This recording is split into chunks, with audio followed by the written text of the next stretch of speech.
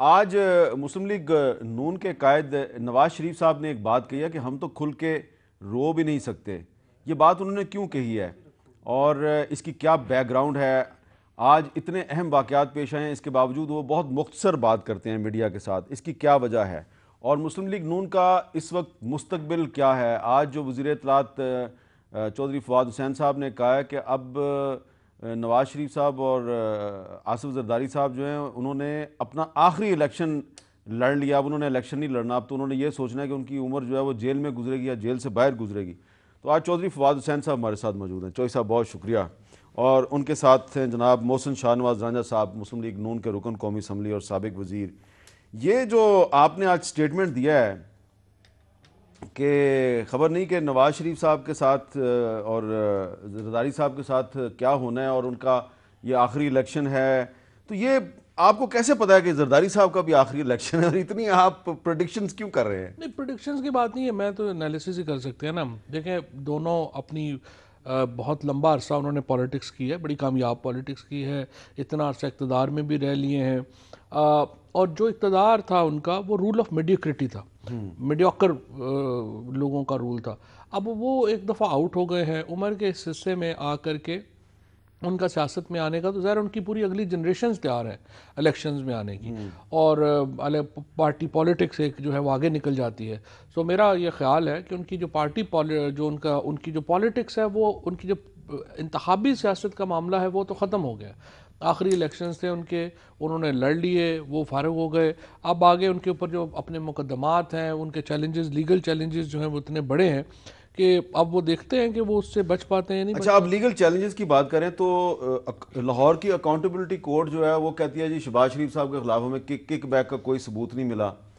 हमजा शहबाज साहब बाहर जा रहे थे, उनके खिलाफ कोई केस नहीं है, उनको रोक लिया। मरियम औरंगजेब साहबा के खिलाफ आज इंक्वायरी की खबर भी चल गई है, तो सबूत तो किसी के खिलाफ है नहीं है, तो लीगल चैलेंजेस क्या हैं? देखिए, मुझे नहीं पता फ्रैंकली, मुझे ये भी नहीं पता कि आप ये क्यों कह रहे हैं कि किसी के खिलाफ कोई सबूत नहीं है, क्योंकि मैं और आप जो है हम तफ्तीशी अफसर नहीं है। बिल्कुल सही है। तो जब मैं और आप तफ्तीशी अफसर लेकिन नहीं है, इन्फॉर्मेशन तो शेयर कर सकते हैं नहीं, एक दूसरे के इन्फॉर्मेशन साथ। क्या शेयर करेंगे जब आप देखिए, जो तफ्तीशी अफसर ही नहीं है तो मरियम आप कैसे औरंगजेब शेयर साहब करेंगे? हैं, उनके खिलाफ जो कंप्लेनेंट है वो गुमनाम है। नहीं, हमें नहीं पता क्या तफ्तीश है। पहली बात, हम जो कर देखिए, सकते एक हैं, आइन में आर्टिकल है 10A, फेयर ट्रायल। तो वो तो तो होगा ना, जब ट्रायल तक जब आपके शुरू खिलाफ होगा। कोई सबूत नहीं है, नैब कोई सबूत नहीं लेके आती, तो वो किस तरह कह तो सकती है कि ये? इन्वेस्टिगेशन के बगैर कैसे सबूत आ गए? जब अच्छा, इन्वेस्टिगेशन होती है, तो जब इन्वेस्टिगेशन कर लें तो फिर खबर रिलीज करें वो। नहीं, खबर तो रिलीज, खबरें आजकल कहाँ रुकती हैं? खबरें तो आप जो है वो बंद कमरों की खबरें नहीं रुकती, तो ये कहाँ रुकती हैं? ये खबरें नहीं रुकती। सिर्फ मामला ये है कि देखें, मैं मीर साहब, आप अप्रिशिएट करिए, ये कोई भी केस है, चाहे वो सुई धागे का केस है या वो इनका जो है वो तोप चोरी करने का केस है, एक भी केस हमने नहीं बनाया हुआ। अच्छा, एक चपड़ासी भी नैब में हमने नहीं भर्ती किया हुआ। ये सारी भर्ती की है या प्राइम मिनिस्टर नवाज शरीफ साहब ने और खुर्शीद शाह साहब ने मिलके, या शायद खाकान अब्बासी साहब ने और खुर्शीद शाह साहब ने मिलके। तो अब अगर इनको इनके ऊपर एतराज़ है तो वो कहते हैं कि जो मुक्का जंग के बाद याद आए वो अपने मुंह पे मारना चाहिए। मोहसिन शाहनवाज रंजा साहब, अब यहाँ पे तो मेरे पास वाकई कोई दलील नहीं है। ये बात तो इनकी सही है, ये चेयरमैन नैब भी आप ही लेके आए हैं, लेकिन ये बताइए कि आज आप भी थे वहाँ पे जहाँ पे नवाज शरीफ साहब ने एक बात की है। ज़रा दोबारा सुन लेते हैं कि नवाज शरीफ साहब ने आज एक बहुत मुख्तसर मीडिया टॉक किया, क्या कह रहे हैं। देखे ना देखना कैसा, हम तो खुलकर रो भी नहीं सके।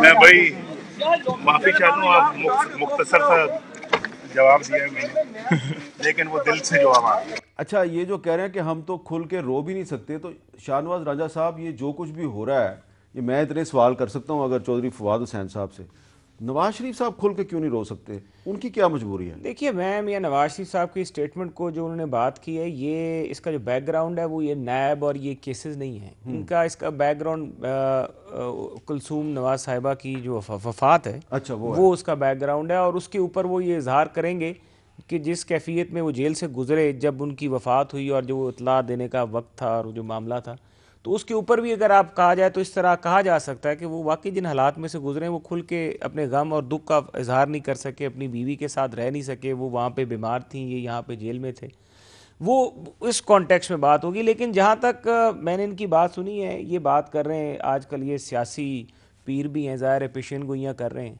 एक नवाब मंजूर बसान साहब और दूसरे अब चौधरी फवाद साहब आ गए, ये भी पेशीन गोइयाँ करेंगे। लेकिन एक बात है कि जो केसेस की बात, ये एक बात कर रहे हैं कि जो जरदारी साहब के ऊपर केसेस बने, वो कह रहे थे चौधरी और फवाद साहब जो कुछ लोग गिरफ्तार होने वाले हैं, तो आज 2 तो गिरफ्तार हो गए वो गिरफ्तार, वो अब ये पीर भी बन गए हैं। और पीर वाकई जब जाहिर है आपका एक तवीज़ कामयाब हो जाता है तो फिर आगे तुक्के पे भी चलते रहते हैं काम। लेकिन मैं सिर्फ इतनी बात करूँगा, देखें फैसले, केसेस, गिरफ्तारियाँ, अदालतें, आपका पूरा इस पाकिस्तान का जो सियासी अमल है वो कोई भी सियासतदान जिसने पाकिस्तान में वजारत उज़्मा का ओहदा रखा हो या किसी मेन पोजीशन पे रहा हो, वो इन सारी गिरफ्तारियों से भी गुजरता है, अदालतों में भी जाता है, गिरफ्तार भी होता है, उसके ख़िलाफ़ फैसले भी होते हैं।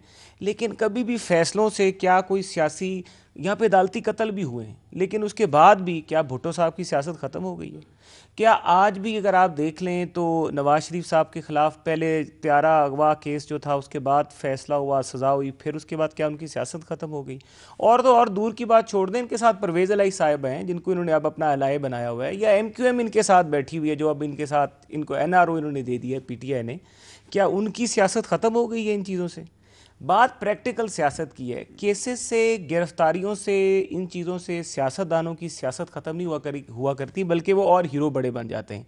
दूसरी बात इन्होंने तो आप हीरो बन रहे हैं, मैं समझता हूँ यकीनी तौर पे ये इतनी सख्ती करेंगे, इनका कहने का जितनी मतलब सख्ती ये करेंगे, सियासत में हीरो बनने के लिए डाकू होना जरूरी है। जितनी सख्ती नहीं, मैं आपको बताता हूँ, डाकू तो अब इनके साथ है ना, पर जब पंजाब का सबसे बड़ा डाकू जो है उसके साथ तो मिलके अब ये एहतसाब कर रहे हैं। अच्छा, अब पंजाब का डाकू इन्होंने साथ बिठाया हुआ कि नहीं बिठाया? आप मुझे बताएं अगर मैंने गलत बात की। मैं सिर्फ एक ये खुद कहते हैं कि जी हमने परवेज इलाही कहा था एक दफा। अब तो बात ये है ना, अब वो डाकू को साथ मिला के ये पंजाब में एहतसाब देखे ना, अब उस पे यू टर्न हो गया ना, छोड़ देना। चले वो यू टर्न तो स्ट्रेटेजिक रिट्रीट है मैं यू टर्न तो इनके लिए तो जायज़ है, ये चाहे यू टर्न लें या जो भी करें।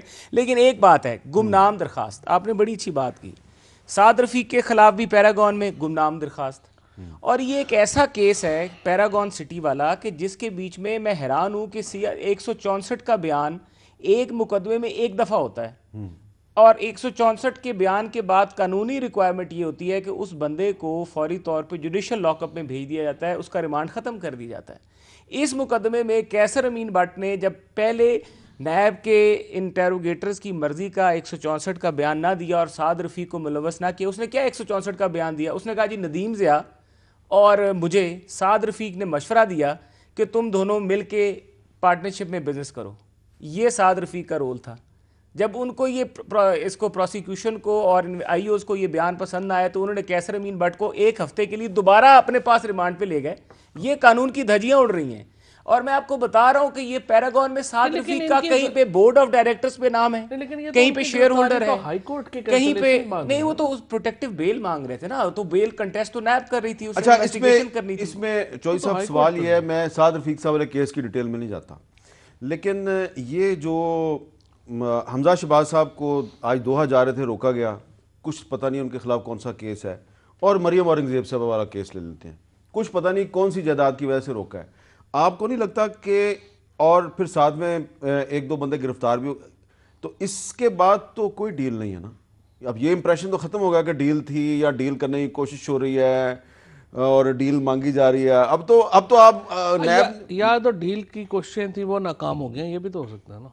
कोशिश थी वैसे, थोड़ी सी हो बताएं सकता है ना, ना, थोड़ा सा बताएं। हो सकता है ना, मतलब जो आपने कहा, तो अगर ये भी तो हो सकता है कि अगर साद रफ़ीक साहब और सलमान रफ़ीक गिरफ्तार हो गए, अगर हमजा शहबाज को बाहर नहीं जाने दिया, अगर मरियम औरंगजेब साहब के खिलाफ भी इंक्वायरी शुरू होगी, तो फिर डील तो खत्म है ना, कोई डील नहीं है। अभी 50 लोग मुकम्मल नहीं हुए वैसे 50 को, तो फिर इसका मतलब ये है कि स्पीकर कौमी असम्बली साहब जो है वो एक बल्क में प्रोडक्शन ऑर्डर जारी कर दें 50 बंदों नहीं, तो यही मेहरबानी करें, बल्क में वो पैसे ही वापस कर दें कौम के यही एहसान कर दें। इन्होंने जरूरी सारे इम्तिहान में डालना है। चले, मैं आपके बिहाफ पे रिक्वेस्ट करने के लिए तैयार हूँ, लेकिन पहले मुझे ये बताएं कि मरियम औरंगजेब जो है उसने क्या लूटमार किया है, जरा मुझे नहीं पता, मुझे ये भी केस का भी नहीं पता। देखो, इसकी वजह ये है, मैं क्यों ये कह रहा हूँ, ये this is something between NAB and Maryam Aurangzeb. और ये बात मैं बल्कि आपकी बात की तायद करूंगा कि जब भी आप एक हाई प्रोफाइल के खिलाफ केस खोलेंगे तो नैब का ये फर्ज बनता है कि वो उनके खिलाफ जो चार्जेस हैं उनको लोगों के सामने लेके आए। ये नहीं हो सकता ना कि आप चार्जेस खुफिया रखें और फिर ये एक्सपेक्ट करें कि जो उनका चार्जेस भी खुफिया हैं और कंप्लेनेंट भी खुफिया है 100%। और ये भी नैब ने, मुझे नहीं पता कि तस्दीक की है कि ये केस खोला या नहीं खोला, या दोबारा हमारे मीडिया के ऊपर खबरें भी चल जाती हैं, हमें ये भी नहीं पता। अच्छा, तो आई थिंक आपको पता है ना, इसमें सुप्रीम कोर्ट ने एक दफ़ा एक डायरेक्शन भी दी थी कि जब तक आप इंक्वायरी ना करें, नैब और कोई रेफरेंस ना दायर करे, सबूत ना हो, तो आप मीडिया ट्रायल नहीं कर सकते। नहीं, देखिए मीडिया ट्रायल या नो ट्रायल मेरे ख्याल में चाहे किसी के खिलाफ भी मुकदमा हो, उससे पहले स्पेशली जो हाई प्रोफाइल लोग होते हैं, और मैं सुप्रीम कोर्ट की बात की बिल्कुल समझता हूँ कि सुप्रीम कोर्ट ने दुरुस्त कहा, उनका स्टेक्स ज़्यादा होते हैं। जब वो आता है फिर मीडिया में खबरें चलना शुरू हो जाती हैं, बाद में अगर वो ना गलत हो तो फिर आपको मुश्किल हो जाता है अपना उसको करना। सो जब भी अगर आपके पास जिसके ऊपर भी एविडेंस है या जिसके ऊपर भी आप जो चार्जेस हैं आपके, उसको आपको एक प्रेस कॉन्फ्रेंस करनी चाहिए, अपना एक तगड़ा पीआर का बंदा रखें जो कि लोगों को बताए कि ये इनके ऊपर चार्जेस हैं और ये हमने इनिशिएट किया है। खुफिया रखने की तो कोई तुक नहीं बनती। तो ये एग्री कर रहे हैं कि जो नैब है उसको चाहिए कि अगर किसी हाई प्रोफाइल पॉलिटिशियन या किसी भी हाई प्रोफाइल शख्स के खिलाफ वो खबर मीडिया को दे रहे हैं तो सबूत भी तो देना साथ। बिल्कुल, ये देखें इसमें दो चीज़ें, या तो आप किसी चीज़ को छुपाने से, कॉन्फिडेंशियल रखने से आपकी तफ्तीश जो है उसके ऊपर असर नहीं पड़ेगा, तो फिर तो आप कर दें उसको बेशक रिलीज़। और अगर तफ्तीश पे असर पड़ेगा, कुछ लोग हैं जो आगे पीछे हो जाएंगे, तो फिर उसका ये केस टू केस बेसिस पे। लेकिन जो प्रिंसिपल बात की है फवाद साहब ने वो दुरुस्त है कि जब भी गुमनाम दरख्वास्त आती है, अब मैं आपको बताया ना जिस तरह कि आप मरियम औरंगज़ेब की गुमनाम दरख्वास्त की बात कर रहे थे, इसी तरह की गुमनाम दरख्वास्तें आप जितने पॉलिटिशियंस उठा के देख लेंगे एक लिस्ट, बल्कि हामिद साहब इस पर प्रोग्राम कीजिए कि जितने भी पॉलिटिशियंस जो हैं, आप शुरू करें 2002 से। फवाद चौधरी साहब ने तो बात की कि जो नैब है इसके अंदर चपड़ासी भी नवाज शरीफ साहब के भर्ती किए हुए हैं। नैब ऑर्डिनेंस जो एहतसाब ब्यूरो थी, उसके बाद जब 2002 में परवेज़ मुशर्रफ साहब ने नैब की बुनियाद रखी, ये जो 90 नवंबर 1999 में परवेज मुशर्रफ साहब ने नैब की बुनियाद रखी है। नवंबर में, यस नवंबर में नवाज शरीफ साहब ने रखी। वो 1997 में रखी, वो 1997 वो एहतसाब ब्यूरो था। वो एहतसाब ब्यूरो, सारा कॉन्सेप्ट तो नवाज शरीफ साहब का ही दिया हुआ ये है। बिल्कुल सही कह रहे हैं। वो बात सही है सैफुर रहमान सर, नहीं मैं आपको बताता हूँ, और उस सैफुर रहमान जैसा ड्रैकोनियन तो खैर परवेज मुशर्रफ ने भी नहीं किया। नहीं, मैं आपको बताता हूँ कि फवाद चौधरी साहब शायद कानून भी पढ़ते रहे हैं और बिल्कुल वकील भी हैं। जो नैब का कानून मुशर्रफ साहब लेकर आए थे उसके बीच में और एहतसाब एक्ट में ज़मीन आसमान का फ़र्क है।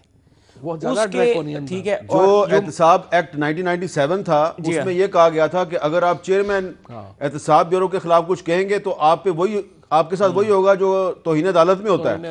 और नहीं, वहां और मेरे साथ ये हुआ था। देखें वहां पे आपकी बात के साथ बिल्कुल मुझे याद आ गया। एक अगर कानून हामिद साहब गलत बना है, मैं उसको बिल्कुल सपोर्ट नहीं करता। अगर वो भी हुआ था तो वो गलत था। लेकिन सिर्फ ये बात आप माने कि ये जिसके ऊपर आप अभी तनकीद कर रहे हैं ना, ये सारे का सारा स्ट्रक्चर खड़ा आपने किया। देखिए नहीं, इसके बाद आके आप माजरत कर लें। 90 जो नवंबर में स्ट्रक्चर खड़ा किया गया था, उस स्ट्रक्चर के बीच में टोटली तौर पे पॉलिटिकल नहीं सर, उसमें काफी अमेंडमेंट्स कर ली गई थी। अभी भी आप देख लेना कि जो एक कॉन्सेप्ट ठीक होगा, करप्शन और करप्ट प्रैक्टिस की जो डेफिनेशन है, अगर वो हम अदालत में पार्लियामेंट में उसके ऊपर बहस ही नहीं होती कि करप्शन या करप्ट प्रैक्टिस क्या है, और बगैर बहस के उठा के हम एक कानून बना देते हैं। और नहीं जी, नहीं, आप उठा के देख लीजिए, मैंने खुद देखा है इसके बीच में कि जो अभी तक करप्शन और करप्ट प्रैक्टिस की डेफिनेशन नैब ऑर्डिनेंस में है, जो कि परवेज मुशर्रफ साहब नवंबर में इमरजेंसी के दौरान निकाला गया था। 10 साल रहे। देखिए हमने बदलना क्या था, आप अपने मेंबर्स बदल देते थे ना पार्लियामेंट्री कमेटी के बीच में। अब देखें ना, इसमें ये यहाँ पे एक बड़ा वैलिड पॉइंट है कि आपने 18वीं तरमीम के ज़माने में इतनी तब्दीली की, तो ये नैब के कानून में भी तब्दीली कर देते, पीपल्स पार्टी और मुस्लिम लीग नून के मिल के तब्दीली कर देते कि ये कम अज कम जो नैब के पास जुडिशल रिमांड, इतना लंबा रिमांड का जो उनके पास 90 डेज का जो उनके पास पावर है, कम अज कम ये पावर ही कम कर देते। आपने ये भी नहीं किया, बस क्योंकि आपने एक दूसरे के खिलाफ इस्तेमाल करना था नैब को। नहीं, गलत किया ना। मैं तो ये इस बात को नहीं इसकी तायद करूंगा कि वो बिल्कुल ख़त्म करना चाहिए था, और पिछली दफ़ा भी और अभी भी हम इनको ये कह रहे हैं। ये नहीं है, ये एक ऐसा टूल और ऐसा मैकेनिज्म है, कहा और हमने पहले दिन ही की कमेटी बना दी। बिकॉज इनको ये बात समझ में आई हुई है जो हम उस वक्त समझ रहे थे कि ये कर देना चाहिए था, लेकिन हमने नहीं किया।